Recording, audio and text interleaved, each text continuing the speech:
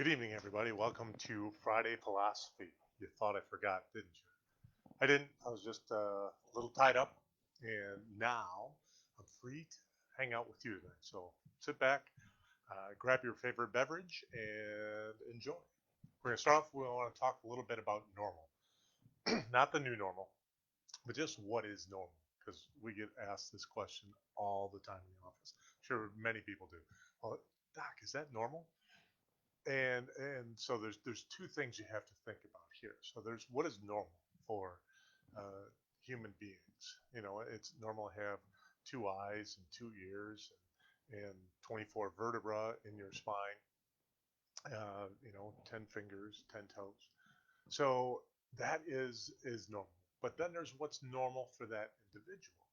So when we take x-rays on people, there's lots of times that someone comes in where instead of having 7 bones in the neck and 12 in the thoracic spine and 5 bones in the low back, a lot of people will have like 7, 13, and 4. So they still have the normal 24, or maybe they have 7, 11, and 6. So they still have the normal 24. But then we have people that have 7, 12, and 6, or 7, 12, and 4. So they have an odd number of vertebrae. They have one too few or one too many. But that is normal for them. It's not changing now.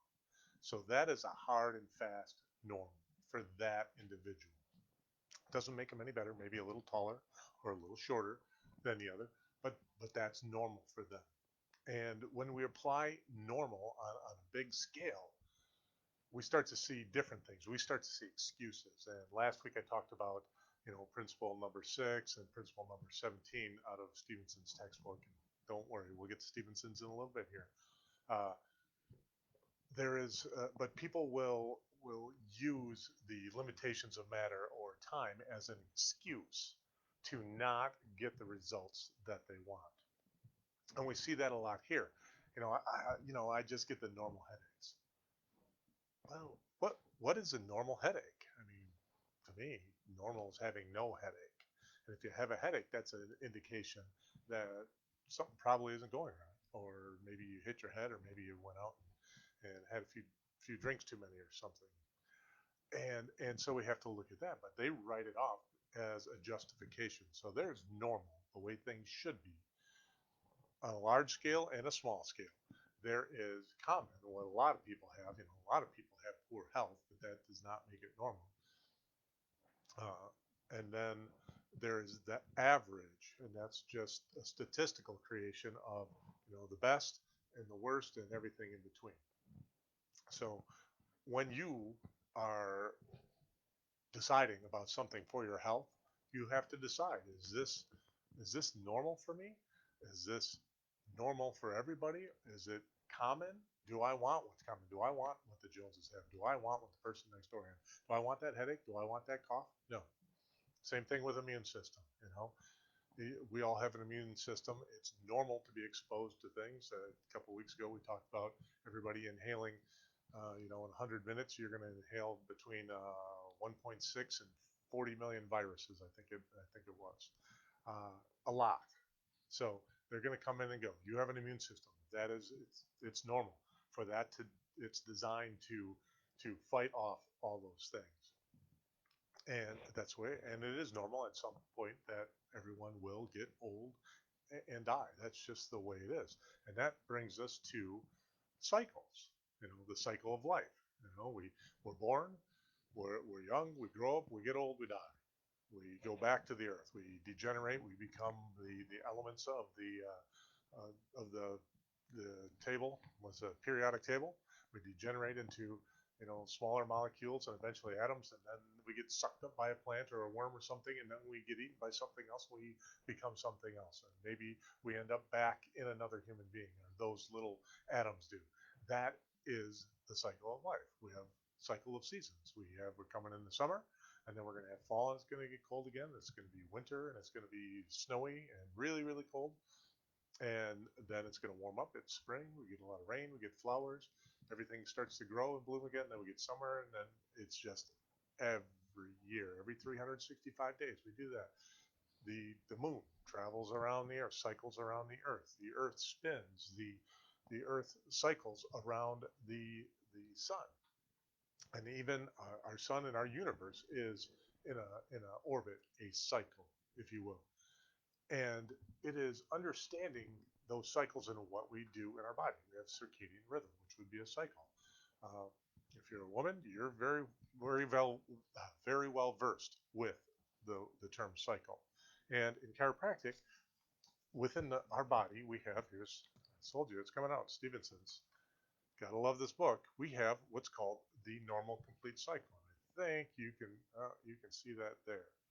And over here, you can see there are 31 steps. I'm using that loosely. This book was published in 1927, so some amazing chiropractors who did not have Google, who did not have, if you're old enough to know, like me, Encyclopedia Britannica, maybe it was around back then, but they didn't have computers. They had to figure all this out on their own. Um, they did not have, the electron microscopes and things we had, but they figured out the 31 steps of the normal complete cycle, which uh, starts in the brain cell, and then you have an efferent nerve that carries an impulse, a mental impulse, a directive from the brain down to a cell or a group of cells or a tissue and organ telling it what to do. And then when that cell, tissue, or organ responds, then the afferent nerve carries a vibration back up to the brain so that the brain can then take that information, knowing what's going on in that cell, that it completed that action, as well as information from all the other cells in the body about what's going on inside the body and around the body, what you see, what you hear, smell, taste, and then it decides what to do next. And that cycle continues, and it continues, and it continues. And you can see here is a representation of it. Yeah, right here. The steps. And that cycle is so important. I mean, everybody understands it. We all have brain cells. Most of us have a bunch of brain cells. We all have tissue cells, and we all know about the efferent nerve and the afferent nerve. But really, what we, the chiropractic profession, have done is that we broke this down into these steps.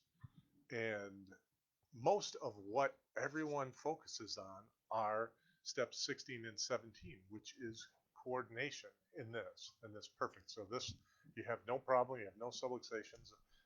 Any chiropractor would check you and say you don't need to be adjusted today. You don't have any damage to the brain cells, the tissue cells, or any of the nerves. And so everyone focuses on expression. And in this case, it's coordination. That coordination, health and coordination are basically the same thing. It is every part of your body doing exactly what it's supposed to. Because if something's not, then you have a problem. And if that stays there long enough, it's going to tax the other cells. And then you have a collection of problems or symptoms. And that's what we typically call a disease. But we seek out care because we have a problem with expression. We are expressing a cough, a fever, a pain, um, bedwetting, seizures, whatever. It is that expression, which is way down at the tissue cell, the bottom of that cycle. That is where what drives us. Because, well, probably and largely because we're not aware of everything else that's going on. So think of going to the dentist. You would never, hopefully you would never, just go to the dentist when your teeth really, really, really hurt. I imagine for some people there's a time in their life when they just don't have the money and they know they should go to the dentist, but they don't, and they wait until they just can't take it anymore. But I think we can all agree that's not a great way to run your dental hygiene.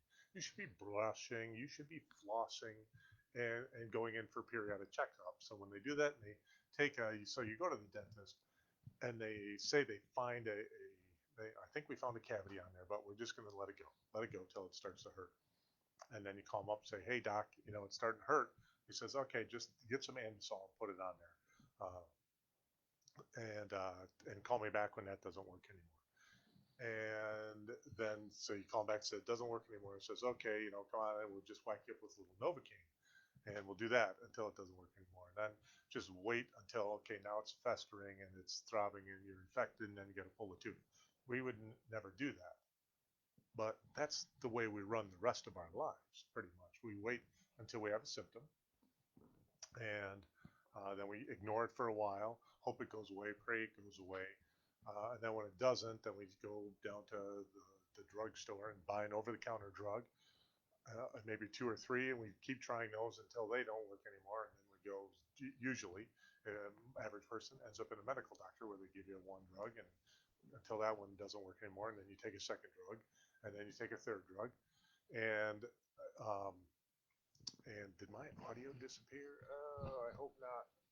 So um, please, dear Lord, let the audio be working. And then we finally have surgery, or maybe you go off and off tangent and you see a chiropractor, or seek some other form of healthcare. But when you what? Can you hear me? Okay, I've just got feedback, so you can hear me. Great. Um, where was I? Oh, so we go off and we seek some other form of healthcare. The the important thing there is that at some point something isn't going to work. You have to have some maintenance there, but at some point that maintenance isn't going to be enough. Just like at some point in time we're all going to die, and we hear that all the time. It works until it doesn't, and so that cycle that I was just talking about, we all have it. Starts from conception. That cycle. There isn't nerves at conception, but that cycle in philosophically speaking, is there. You take in food, those cells take in food, they grow, they divide. Eventually, when we're born, we don't have a manual. We are just being regulated by our body. We can't consciously think. At least none of us remembers consciously thinking, "Oh, it's time to eat. Oh, it's time to go to the bathroom." We don't have any of that. It is just automatic in that cycle. And so when we eat, you don't have to think about digesting that food. Your brain knows, your GI tract know what to do, and that's done automatically. It's all done automatically until it isn't. All of us have had times in our lives when we were constipated, so we weren't eliminating properly. Sometimes we weren't hungry, we couldn't eat, or when you did try and eat, you're throwing up. So there's an interference in there, and everything eventually breaks down because everything requires some maintenance. And sometimes that maintenance, you get to the point where that maintenance just isn't enough and you have to change. So, no matter what your healthcare intervention is, you have to constantly be monitoring it. That's why chiropractors, we check. We don't just go in and put you on the table and start moving bones. We have to check you first to find, is there interference to the nervous system? If so, where is it? All right, which segment is it? How is that segment misaligned? What's the best way to do that? And we have a bunch of tools and x-rays and ways to do that. We have to constantly maintain everything. We maintain our lawn, we maintain our hair, we maintain our teeth, our cars, our finances, and we have to maintain our health. Health is not a one-stop shop. It's not like, oh, I'm healthy, I'm there, I don't ever have to worry about that again. It takes constant and never ending work.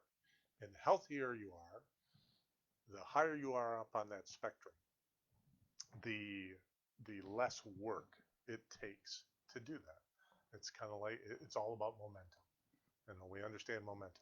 An object at rest tends to stay at rest. An object in motion tends to stay in motion. So when you're healthy, you have a lot of motion going on there, and it's easier to keep that moving with less intervention. So thank you for the comments. Hey, Greg, good to see you. Hi, Brooke. Hey, Danny Knowles. Boom, love it. Uh, so I hope you enjoyed this. Thanks for the feedback. Next week, we're going to have a couple more analogies about staying healthy and that momentum. So thank you for watching. Enjoy your Friday night. Enjoy your weekend. And we'll see you next week.